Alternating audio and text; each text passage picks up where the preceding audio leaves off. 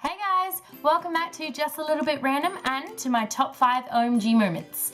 This year, since Under the Dome has been cancelled, sadness, I still get upset every time I hear that, I am instead going to be doing my top 5 OMG moments for the 100. Yay!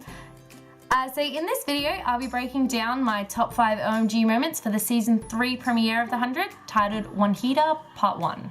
Obvious spoiler warning, if you haven't yet seen the premiere episode for the newest season of the 100, I recommend not watching my video since it's going to contain spoilers.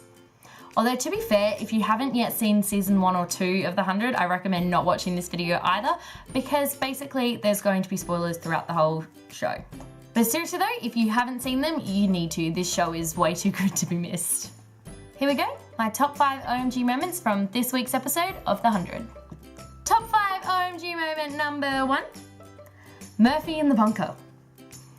Okay, so let's start with the opening of this episode. So my friend and I were really excited because this season Murphy was finally made a main character and he's basically our favourite character on the whole show. We couldn't wait to see what he'd do, yet in the first episode, or in the first few minutes of this episode, it looked like he'd gone completely off the rails. Like, he went just completely, I remember watching it going, yeah, okay, you know, with the blanket and everything, and his hair, ugh, I'm pretty sure there was a shower in that bunker, would be my guess. Still, I mean, we've got so many questions, like, why was he trapped in that bunker for 86 days, and what's gonna happen now that he's out? Both are good questions, if I do say so myself, and both I hope to get answers to in the coming episodes. OMG moment number 2, Ali and Jahar. Jahar? I think it's pretty obvious that Ali is not going to be a good guy this season. I mean, from what we already know about her, it looks as though she caused the destruction of the world.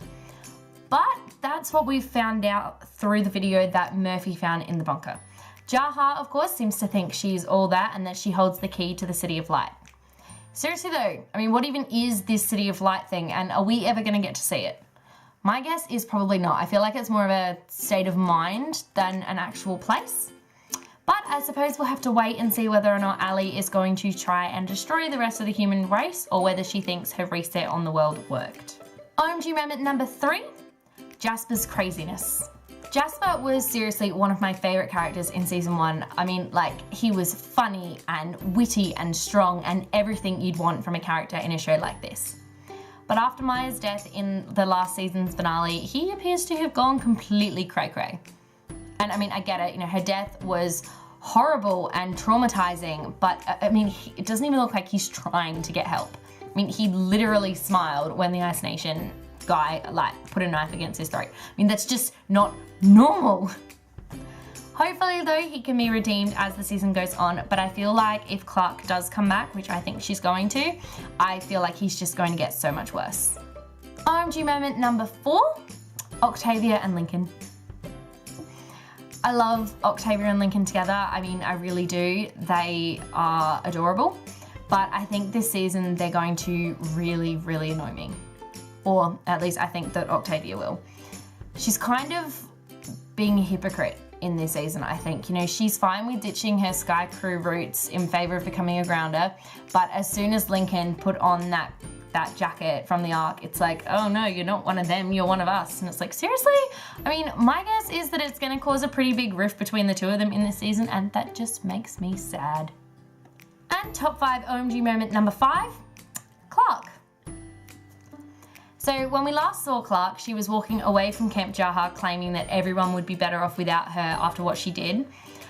Now, I definitely have questions about what she's been up to in the past 3 months since then, but the biggest question I have is how on earth did she dye her hair red? And why is it blonde again in the promo for next week's episode? Like, what was the point of that? Was it just to kind of hide from everybody? Because that picture that person put down, it was a terrible picture. But I just said to my friend, I was like, that does not look like Clarke. And then the next line in the show was, that's not a good likeness. I was like, hey. Seriously though, I mean, what has Clarke been doing? And how has she been doing it? And when exactly did she learn to speak such fluent grounder? I mean, From that episode, it's painfully obvious that Bellamy is going to go and get her and convince her to come back to Camp Jaha, or Arcadia, as it's now being called. But, I mean, at what cost? You know, is she going to want to return? I guess we'll have to keep watching to find out. Before I log off, I'm going to leave you guys with 4 questions that I hope they answer next week or in the coming episodes. Question number 1. Are Abby and Kane already together? Because it certainly seemed that way, what with, you know, her being asleep and him not wanting to wake her, and then him going out to find her daughter was really cute, if I do say so myself. It was, oh, so adorable. Number 2, what was the surgery Abby was talking to Raven about? And will she ever get it? And what happened to her and Wick? I know that was 3 questions in one, but it's a big issue. I'm pretty sure that we're not going to see Wick again though. I think I saw an interview with the developer of the show that the actor who plays Vic is very busy, so they just kind of pushed him away off screen, and so I don't think he's coming back, which makes me really sad because he was awesome. Question number 3, are we going to learn more about other grounder colonies this season? I think we are. I mean, we've already been introduced to the Ice Nation now, as well as Lex's group, so I'm really keen to see sort of how that all pans out.